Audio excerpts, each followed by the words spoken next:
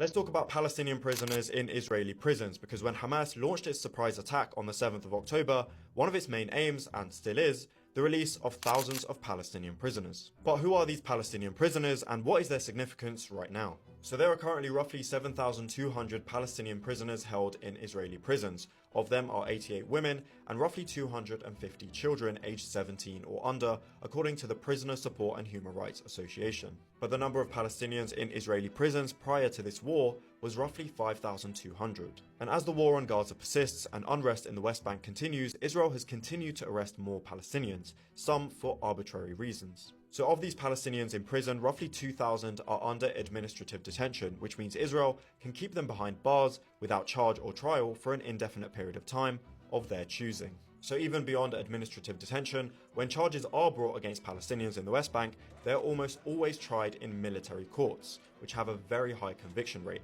In contrast, Israelis are usually tried in civil courts. And this number of Palestinian minors held by Israel is widely underreported. An estimated 500 to 700 Palestinian children, some as young as 12, are tried in military courts every single year.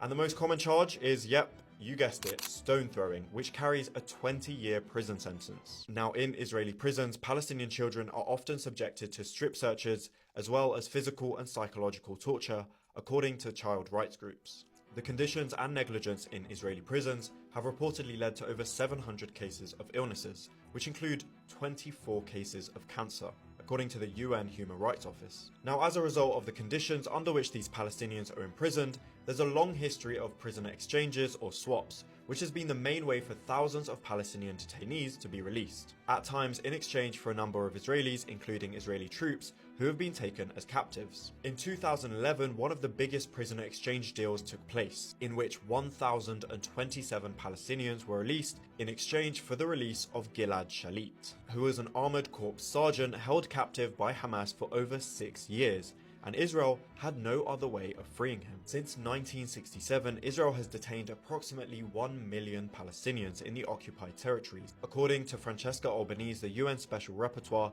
for the occupied Palestinian territories.